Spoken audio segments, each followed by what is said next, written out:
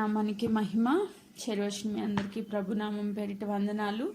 ఈ కీర్తనలో మొదటి అధ్యాయము మనం ధ్యానం చేస్తున్నాం కాబట్టి అదే కంటిన్యూ చేస్తూ ఉన్నాను. ఈరోజు 4th verse మనము ధ్యానం చేసుకుందాము. 4వ వచనము, కీర్తనల గ్రంథము మొదటి అధ్యాయము 4వ వచనం నేను చదువుతా ఉన్నాను. దుష్టులు అలాగూ ఉండక గాలి చెదరగొట్టు పొట్టు వలె ఉందురు. న్యాయ విమర్శలో దుష్టులను, నీతిమంతుల సభలో పాపులను నిలువరు. నీతిమంతుల మార్గము యెహోవాకు తెలియను, దుష్టుల మార్గము నాశనమునకు నడుపును. ఆమేన్. దుష్టులు అలాగూ ఉండక అంటే ఎలా ఉండక అన్న క్వశ్చన్ మనకు వస్తే ఆ పైన నీతిమంతులైన బిడ్డలు దేవుని ధర్మశాస్త్రం నందు ఆనందించేవాళ్ళు. అతడు నీటి కాలువన యోర్న నాటబడినదై ఆకువాడక తన కాలమందు ఫలమిచ్చు చెట్టు వలె ఉండును. అతడు చేయనదంతయు సఫలమగును. ఆ సఫలీకృతమయ్యే జీవితం లేకుండా దుష్టులు ఎలా ఉంటారంట? గాలి చెదరగొట్టు పొట్టు వలె ఉంటారు అని వాక్యం సెలవిస్తూ ఉంది. నీతిమంతులు, దుష్టులు వీళ్ళిద్దరి మధ్యలో ఉన్న డిఫరెన్స్ ఈ మొదటి కీర్తనలో చెప్తా ఉన్నారు. ఈ దుష్టులు అనేవాళ్ళు ఎలా ఉంటారంటే గాలి చెదరగొట్టు పొట్టులాగా ఉంటారు.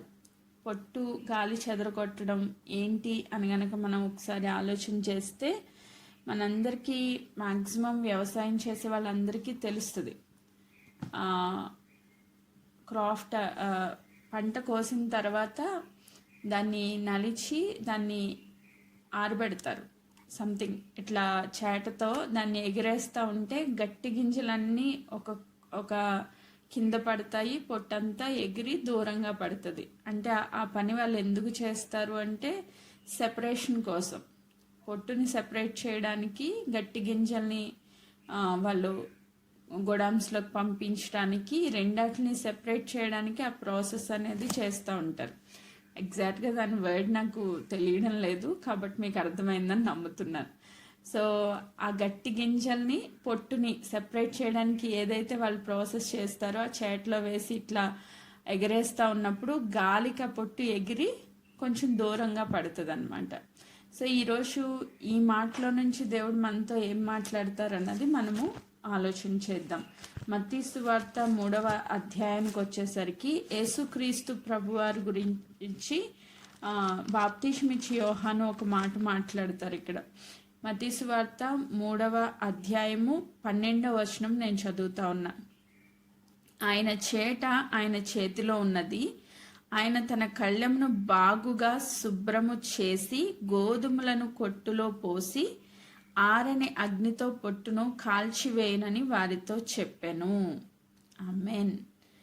సో యేసుక్రీస్తు ప్రభు గురించి ఇక్కడ బాప్తిస్మిచ్చి యోహాను మాట్లాడుతూ ఆయన చేట ఆయన చేతిలో ఉంది అని చెప్తున్నారు.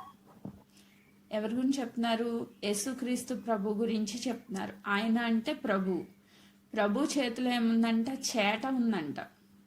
చేట ఉంది. ఆయన ఏం చేస్తున్నాడు అంటే ఆ చేటతో ఆయన చేతిలో ఉన్న చేట ద్వారా తన కళ్ళాన్ని బాగుగా శుభ్రము చేసి గోధుమలను కొట్టులో పోసి ఆరని అగ్నితో పొట్టును కాల్చివేయును. సో ఇప్పుడు ప్రభు ఏం చేస్తున్నారు? సెపరేషన్ ప్రాసెస్ చేస్తున్నారు, ప్రత్యేకిస్తూ ఉన్నారు. దేన్ని ప్రత్యేకిస్తున్నారంటే పొట్టును ప్లస్ గోధుమలను. ఇప్పుడు అక్కడ గోధుమల పంట వచ్చింది. ఆ పంటని శుభ్రం చేయడానికి ఆయన ఏం యూజ్ చేస్తున్నారంటే చేట యూజ్ చేస్తున్నారు. అంటే ఇప్పుడు మనం చెప్పిన ప్రాసెస్లో ఆ చేటలో గోధుమలు వేసి ఇట్లా రాల్స్తూ ఉన్నప్పుడు గోధుమలు ఒక రాశిలాగా కింద పడుతున్నాయి, పొట్టు ఎగిరి దూరంగా పడుతుంది. ఆ పొట్టును ఏం చేయబోతున్నారంటే ఆరని అగ్నితో పొట్టును కాల్చివేయును అని చెప్తా ఉన్నారు. ఆ పైన 11వ వచనం మనం చదివితే, మారు మనస్సు నిమిత్తము నేను నీళ్లలో మీకు బాప్తిస్మం ఇచ్చుచున్నాను. అయితే నా వెనక వచ్చువాడు నాకంటే శక్తిమంతుడు. ఆయన చెప్పులు మోయుటకైనను నేను పాత్రుడను కాను. ఆయన పరిశుద్ధ ఆత్మలోను అగ్నితోనూ బాప్తిస్మం ఇచ్చును.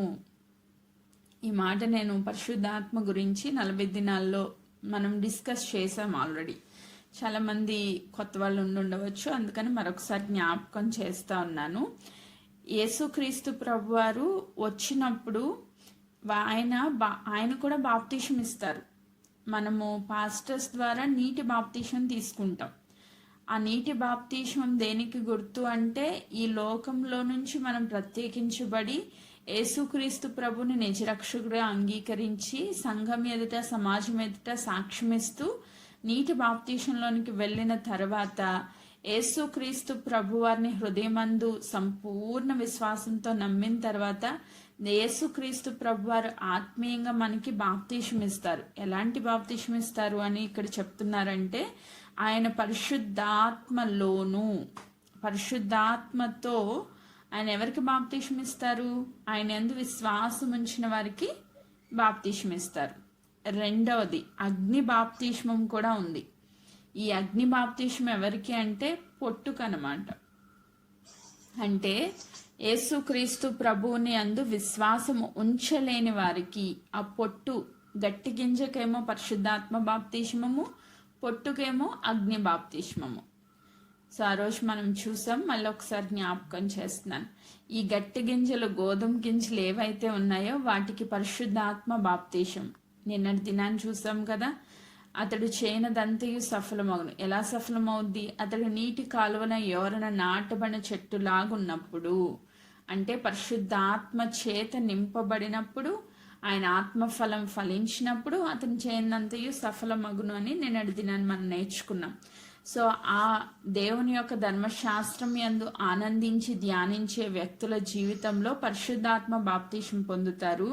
అలా కాకుండా దేవుని వాక్యానికి లోబడకుండా దేవునికి దూరంగా ఉన్న బిడ్డల జీవితాల్లో దుష్టులుగా ఎంచబడిన వ్యక్తులు పొట్టులాగా ఉంటారు. ఆ పొట్టుకి అగ్ని బాప్తీసం ఇవ్వడం జరుగుతుంది.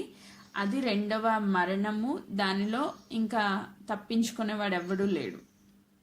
దాంట్లోకి వెళ్ళామంటే ఇంకా అగ్నిలో పడవలసిందే, నిత్యము యుగ యుగాలు కాలాల్సిందే. సో 2 రకాల బాప్తిస్మాలు ఉన్నాయి యేసుక్రీస్తు ప్రభు ఇచ్చేది. ఆ 2 బాప్తిస్మాల్లో పరిశుద్ధాత్మ బాప్తిస్మం కావాలా, అగ్ని బాప్తిస్మం కావాలా, చాయిస్ మనకే దేవుడిచ్చారు. నువ్వు దేవుని ధర్మశాస్త్రంలో ఆనందిస్తే, ధ్యానిస్తే పరిశుద్ధాత్మ బాప్తిస్మం.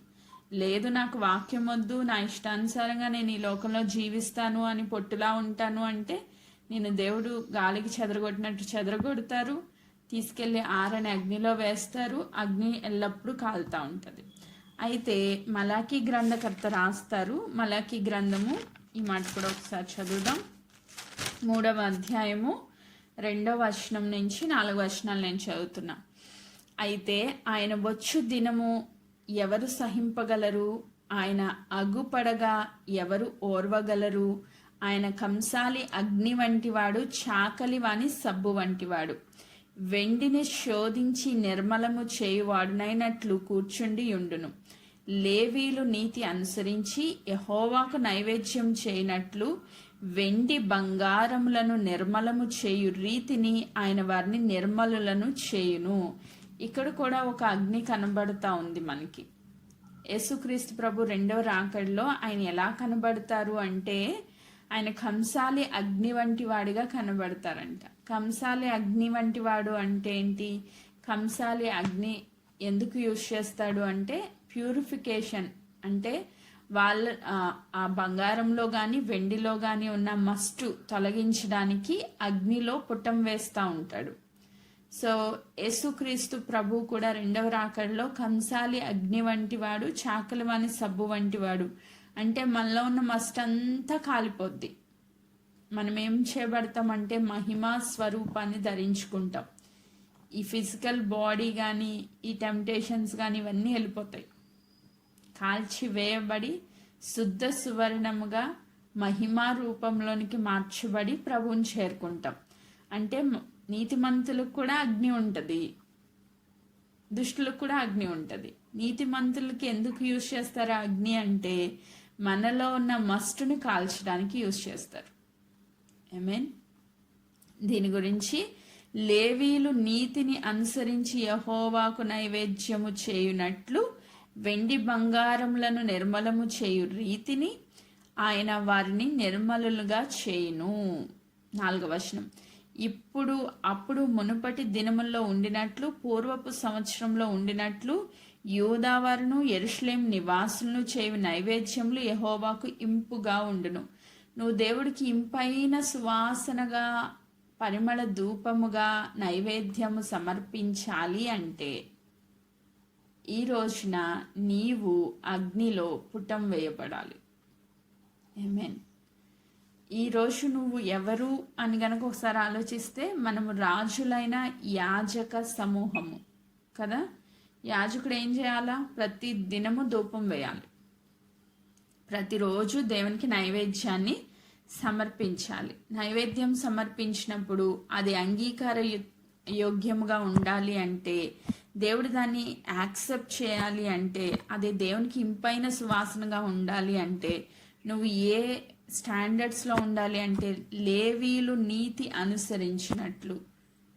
లేవీలు ఏ నీతినైతే అనుసరిస్తూ వచ్చారో, ఏ స్టాండర్డ్స్ అయితే ఫాలో అవుతా వచ్చారో, వారి యొక్క నీతి నీలో పరిపూర్ణమైతే తప్ప దేవుడు నీ యొక్క నైవేద్యాన్ని అంగీకరించరు. ఆ నీతిలోనికి నువ్వు రావాలంటే నిన్నేం చేస్తారు? దేవుడు పుటం వేస్తారు.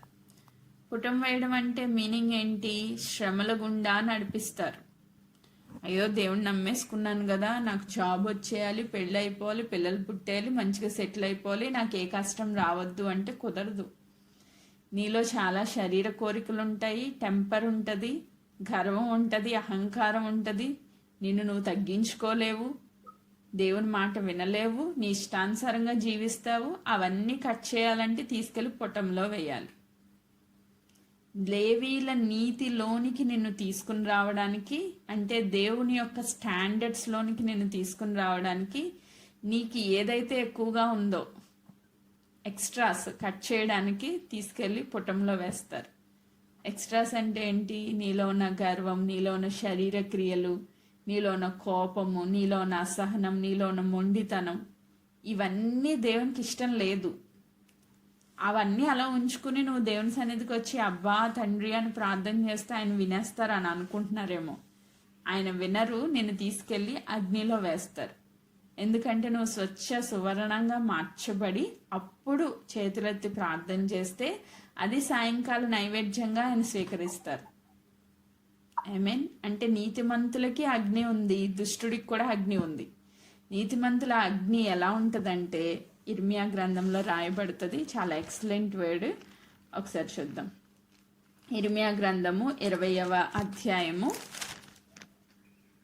ఇర్మియా గ్రంథము 20వ అధ్యాయం 9వ వచనం. ఆయన పేరు నేను ఎత్తను, ఆయన నామమును బట్టి ప్రకటింపను అని నేను అనుకుంటున్నా. అది నా హృదయంలో అగ్ని వలె మండుచు నా ఎముకలలోనే మూయబడినట్లున్నది. నేను యోర్చి విసిగి యున్నాను, చెప్పక మానలేను.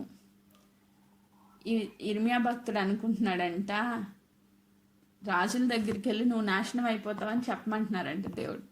ఎలా చెప్తారు? ఇప్పుడు నువ్వు పిఎం మోడీ దగ్గరికి వెళ్ళి నువ్వు నాశనం అయిపోతావు దేవుడిని నమ్ముకోకపోతే అని నన్ను వెళ్ళి చెప్పమన్నారు అనుకోండి, ప్రధానమంత్రి దగ్గరికి వెళ్ళి చెప్పగలుగుతామా ధైర్యంగా, ఏం భయపడకుండా? కానీ ఇర్మియా భక్తుడి పరిస్థితి అది. ఆయన అనుకున్నాడంట నేను చెప్పలేను, ఆయన పేరు కూడా నేను ఎత్తను, ఆయన నామాన్ని బట్టి ప్రకటింపను అని అనుకుంటే ఆయన హృదయంలో ఎలా ఉందంటే అగ్ని మండిపోతా ఉందంట. అంటే మనశ్శాంతిగా ఉండలేకపోతున్నాడు. చెప్పకూడదు, ఈ పని నేను చేయకూడదు అని అనుకుంటున్నాడు, కానీ ఆయన లోపల అగ్ని మండుతా ఉంది. ఆమేన్. ఆయన లోపల ఏముంది? అగ్ని మండుతా ఉంది. అగ్ని పర్వతాలు బద్దలవుతా ఉన్నాయి. దేవుని సువార్త ప్రకటించకపోతే ఆయన లోపల ఆయన ఎముకల్లో అగ్ని పెట్టేసి ఎముకల్ని బర్న్ చేస్తున్నట్టుందన్నమాట. ఇది ప్రతి విశ్వాసి జీవితంలో ఈ ఎక్స్పీరియన్స్ ఉంటుంది. ఒక్కొక్కసారి ఎంత ఎందుకు మన గ్యాదరింగ్ విషయంలోనే, అయ్యా నా వల్ల కాదు, నేను చేయలేను, ఈ ప్రాబ్లమ్స్ అన్నీ నాకు ఎందుకు అని నేను అడిగితే నువ్వు చేయాల్సిందే అంటారు ప్రభు. ఎన్ని రకాల ప్రాబ్లమ్స్ బ్యాక్గ్రౌండ్లో నేను ఫేస్ చేశానో ఎవరికి తెలీదు. ఒక్కొక్కళ్ళు ఒక్కొక్క మాట. అవసరమా మీకు? ఇంత ఖర్చు పెట్టుకుని కామ్గా ఆన్లైన్ చేసుకోవచ్చుగా అని ఒకళ్ళు. ఆ చిన్న మాట ఎంత హర్టింగ్గా ఉంటుందంటే, ఇంత కష్టపడుతుంటే సింపుల్గా ఒక చిన్న మాటతో డిసప్పాయింట్ చేయడం ఎంత బాధ అనిపిస్తుంది. ఇంత కష్టపడుతుంది, వీళ్ళకి అర్థం కావట్లేదా, ఎందుకు ఇలా డిసప్పాయింటెడ్గా మాట్లాడుతున్నారు, నా వల్ల కాదు నాయన నేను చేయను అంటే దేవుడేమో చెయ్యి అంటారు. ఇప్పుడు ప్రతి ఒక్కరి జీవితంలో ఉంటుంది. నేను చెప్పని ఈ సువార్త అంటే చెప్పు అంటారు, నేను చేయని పని అంటే చెయ్యి అంటారు. కొన్ని చేయకుండా ఉండిపోదాం మన సచిత్తం మీద అంటే లోపల అగ్ని మండిపోతూ ఉంటుంది. ఆ బర్నింగ్ అనేది తగ్గదు. ఆయన చెప్పిన పని చెప్పినట్టు చేసేంత వరకు మనశ్శాంతి ఉండదు. సో ఇది ప్రతి బిడ్డ అంటే ఆత్మీయంగా దేవుని సన్నిధిలో నిజముగా దేవుని మీద ఆధారపడే వ్యక్తి జీవితంలో ఉండే సఫరింగ్ అనమాట. దేవుడు చెప్పిన దానికి లోబడేంత వరకు లోపల ఫైర్ అలానే ఉంటుంది, మండుతానే ఉంటుంది. సో ఇర్మియా భక్తుడి యొక్క జీవితంలో నుంచి మనం దాన్ని చూడొచ్చు. ప్రతి విశ్వాస జీవితంలో కూడా ఇది మనం చూడొచ్చు. నెక్స్ట్ మనం వస్తే మలాకి 3:5 నేను చదువుతున్నా. మలాకి 3:5 తీర్పు తీర్చుటకై నేను మీ యొద్దకు రాగా, అంటే ఇది రెండవ రాకడ గురించి మాట్లాడుతూ, తీర్పు తీర్చుటకై నేను మీ యొద్దకు రాగా చిల్లంగ వాళ్ళ మీదను వ్యభిచారుల మీదను అప్రమాణికుల మీదను నాకు భయపడక వారి కూలి విషయంలో కూలి వారిని విధవరాండ్రను తండ్రి లేని వారిని బాధపెట్టి పరదేశులకు అన్యాయం చేయవారి మీదను దృఢముగా సాక్ష్యం పలుకుదనని సైన్యములకు అధిపతి యెహోవా సెలవిచ్చుచున్నాడు. రెండవ రాకడలో దుష్టుని మీద, అంటే దుష్టులు అని చెప్పబడిన వాళ్ళ మీద దేవుని యొక్క ఉగ్రత తీర్పు అనేది ఒకటి ఉంది. ఆ లిస్టులోకి ఎవరు వస్తారంటే చిల్లంగి వాండ్రు, వ్యభిచారులు, అప్రమాణికులు అంటే ప్రమాణం చేసి తప్పిపోయేవాళ్ళు. నేను ఈ పని చేస్తా అని చెప్పి అబద్ధాలు చెప్పేవాళ్ళు అనమాట. ఈ పని చేస్తానని చెప్పి చేయకపోవడం. అప్రమాణికులు, నాకు భయపడక, దేవుడు చూస్తున్నాడనే భయం లేకుండా కూలివాని విషయంలో, విధవరాండ్ర విషయంలో తండ్రి లేని వారిని బాధ పెట్టేవాళ్ళంట. చాలా జాగ్రత్తగా ఉండాలి దేవుని సన్నిధిలో ఉన్న మనం. నీ గురించి తండ్రి లేని వాళ్ళు ఎవరైనా బాధపడి వెళ్ళి, అయ్యా నాకు తండ్రి లేడనే ఆమె నాకు అన్యాయం చేస్తూ ఉందని దేవుడికి మొర్ర పెట్టారనుకోండి, మీకు మామూలుగా ఉండదు. ఎలా ఉంటుందంటే తీర్పులో నేనే సాక్ష్యం పలుకుతాను అంటున్నారు దేవుడు సాక్ష్యం ఇస్తే ఇంకెవడైనా ఆపగలడా? ఆ తీర్పును ఉగ్రతను తప్పించుకోవడానికి ఎవరికన్నా అవకాశం ఉందా? నీ నుంచి ఎవరైనా బాధపడుతున్నారా, వాళ్ళు వెళ్ళి దేవునికి మొర్ర పెడితే దేవుడు ఉగ్రత నీ మీదకి వస్తుంది. చాలా జాగ్రత్తగా ఉండాలి. నోరే కదా ఉంది కదా అని చెప్పి టకటకటక మాటలు అనేయడం కాదు. ఎదుటివాడు బాధపడి దేవుని దగ్గరికి వెళ్ళి మొర్ర పెడితే ఆయన ఉగ్రత నీ మీదకి వస్తుంది. కూలి పని వాళ్ళు అంటే మన ఇంట్లో పని చేసేవాళ్ళు, పనోళ్లే కదా అని చెప్పి ఇష్టం వచ్చినట్టు మాట్లాడొద్దు. పనోళ్లే కదా అని చెప్పి చిన్న చూపు చూడొద్దు. విధవరాండ్లు అంటే వాళ్ళకి వెనకాల మాట్లాడే వాళ్ళు ఎవరు లేరు కదా అని చెప్పి వాళ్ళ దగ్గర ఎక్కువ తక్కువ మాట్లాడొద్దు. చేతనైతే సహాయం చేయాలి, లేదంటే నోరు మూసుకుని ఉండాలి. అంతేగాని నోరుంది కదా అని చెప్పి ఎక్కువ మాట్లాడి వాళ్ళని బాధ పెడితే, వాళ్ళు కనుక వెళ్ళి దేవునికి మొర్ర పెడితే ఆ ఉగ్రత నీ మీదకి వస్తుంది. దాన్ని నువ్వు అనుభవిస్తావు ఖచ్చితంగా. సో అలాంటి వ్యక్తుల గురించి నేను సాక్ష్యం పలుకుతానని దేవుడు చెప్తున్నారు తీర్పు దినమున. సో ఖచ్చితంగా ఆ తీర్పు అనేది ఒకటి ఉంది అని మనం గుర్తుపెట్టుకుని, ఆ టైంలో దుష్టులను దేవుడు ఏం చేస్తారంటే పొట్టు ఎగరగొట్టినట్టు ఎగరగొడతారు, వాళ్ళని తీసుకెళ్ళి ఆరని అగ్నిలో వేస్తారు అని దేవుని వాక్యం సెలవిస్తూ ఉంది. ఇంకొక మాట చదువుతున్నాను. తెస్సలోనికైకి రాసిన పత్రిక 1వ అధ్యాయం, 2వ తెస్సలోనికైకి రాసిన పత్రిక 1వ అధ్యాయము 6వ వచనం నుంచి నేను చదువుతా ఉన్నాను. ప్రభువైన యేసు తన ప్రభావమును కనపరచు దూతలతో కూడా పరలోకం నుండి అగ్ని జ్వాలల్లో ప్రత్యక్షమై దేవుని ఎరుగని వానికి మన ప్రభు అయిన యేసు సువార్తకు లోబడని వారికిని ప్రతిదండన చేయనప్పుడు మిమ్మను శ్రమపరచువానికి శ్రమయు, శ్రమ పొందుచున్న మీకు మాతో కూడా విశ్రాంతియు అనుగ్రహించుట దేవునికి న్యాయమే. ఆమేన్. సో ఇక్కడ రెండవ రాకడ గురించి పౌలు గారు చెప్తూ, ప్రభు అయిన యేసు తన ప్రభావంను కనపరుచు దూతలతో కూడా పరలోకం నుండి అగ్ని జ్వాలల్లో ప్రత్యక్షమై, ఆయన ఎలా ప్రత్యక్షమవుతాడంట? అగ్ని జ్వాలల్లో ప్రత్యక్షమవుతాడంట. అలా ప్రత్యక్షమైనప్పుడు దేవుణ్ణి ఎరుగని వానికి మన ప్రభు అయిన యేసు సువార్తకు లోబడని వారికి ప్రతిదండన చేయనప్పుడు, ఇది ధవళ సింహాసనపు తీర్పు. ఈ ధవళ సింహాసనపు తీర్పులో ఆయన ఏం చేస్తారు? ప్రతిదండన చేస్తారు. అంటే నిన్నెవరైతే బాధ పెట్టారో, ఈరోజు నువ్వు ఎవరి నుంచి సఫర్ అవుతున్నావో, దేవుని నమ్ముకోలేని వాళ్ళతో ఎప్పుడు మనకి పోరాటం ఉంటూనే ఉంటుంది. ఏదో రీతిగా పోరాటం ఉంటూనే ఉంటుంది. వాళ్ళు ఒక 10 మాటలు అనేస్తారు, మనం ఒక మాట కూడా అనలేం. ఎందుకంటే దేవుడు చూస్తున్నాడనే భయం. దోషణకి ప్రతి దోషం చేయొద్దు అని దేవుని వాక్యం సెలవిస్తుంది. నిజంగా వాక్యం మీద ఆధారపడ్డ వాళ్ళు, వాక్యానుసారంగా జీవించే వాళ్ళు మాటకు మాట అనలేరు, కామ్గా ఉండిపోతాం. సో అది ఎవరు చూస్తున్నారు? దేవుడు చూస్తున్నారు. ధవళ సింహాసనపు తీర్పు దినాన్ని వాళ్ళందరికీ ఒక మాట అంటే 10 మాటలు అన్నారు కదా, 10 మాటలకి ఇంకొక ఎన్ని రెట్లు దేవుడు మరి ప్రతిఫలం ఇస్తారో నాకు తెలియదు. కానీ ఖచ్చితంగా తీర్పు దినాన్ని నిన్ను శ్రమ పెట్టిన వారికి శ్రమ ఉంటుందంట. శ్రమ పడుచున్న నీకు మాతో కూడా విశ్రాంతి అనుగ్రహించుట దేవునికి న్యాయమే. మాతో అంటే అపోస్తులతో కూడా, పరిశుద్ధులతో కూడా నీకేమొస్తుందంట? విశ్రాంతి వస్తుంది. ఆమేన్. Praise God. ఈరోజు నీ యొక్క జీవితంలో ఏం కావాలా? విశ్రాంతి కావాలా? శ్రమ కావాలా? విశ్రాంతి కావాలి శ్రమ పడుతున్నప్పుడు మౌనంగా ఉండాలి. శ్రమను అనుమతించిన దేవునికి లోబడి ఉండాలి. ఈ ఉదయకాలం నేను ప్రార్థన చేస్తూ రాగా దేవుడు యెషయా గ్రంథము 53వ అధ్యాయం నుంచి నాతో మాట్లాడుతూ వచ్చిన ఒక మాట కూడా నేను మీకు జ్ఞాపకం చేస్తాను. యెషయా గ్రంథం 53వ అధ్యాయం 10వ వచనం. యెషయా 53:10. అతని నలగగొట్టుటకు యెహోవాకు ఇష్టమాయను, ఆయన అతనికి వ్యాధి కలగచేశాను. ఏదే కాలం నేను ఈ మాట చదువుతా అన్నప్పుడు, అతన్ని నలగొట్టుటకు యెహోవాకు ఇష్టమాయను. యేసుక్రీస్తు ప్రభువుని నలగొట్టడానికి తండ్రి అయిన దేవునికి ఇష్టమైందంట. ఈరోజు దేవుని ఏ ప్రాబ్లంలో నలగొడుతున్నారో అది దేవునికి ఇష్టమైంది. కాదనడానికి నువ్వెవరు, నేనెవరు?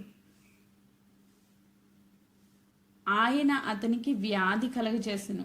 ఏ వ్యాధి వచ్చినా దేవుడు అనుమతించాలి. అనుమతించకుండా ఏది రాదు. యోబు జీవితంలో మనం చూస్తాం, దేవుడు యాక్సెప్ట్ చేసినప్పుడే సాతాను తీసుకెళ్లి మొత్తం వ్యాధులన్నీ యోబు మీద ప్రయోగించగలిగాడు. దేవుడు అనుమతించకుండా నీ జీవితంలో ఏ వ్యాధి రాదు, ఏ కష్టము రాదు, ఏ నలుగుడు రాదు. ఈ దినాన్ని దేవుడు ఒకవేళ అనుమతిస్తే, అయ్యా నీ చిత్తము, నన్ను ఎందుకు ఇలా నలగొడుతున్నారు, నా జీవితంలో ఏంటి నీ చిత్తము, నేను ఇంకా ఏ విషయంలో మారుమనసు పొందాలి అని దేవునికి అప్పగించుకోవాలి. కానీ అయ్యో వ్యాధి వచ్చేసింది, బాధ వచ్చేసింది, కష్టం వచ్చేసింది, దేవుడు లేనే లేడు, దేవుడు నాకు అన్యాయం చేస్తున్నారు అని దేవుడి మీద సనగడం కాదు. నిజంగా యేసుక్రీస్తు ప్రభు నలగొట్టబడ్డానికి తండ్రికి ఇష్టమైందంట. ఆయన అతనికి వ్యాధి కలగ చేశాడంట.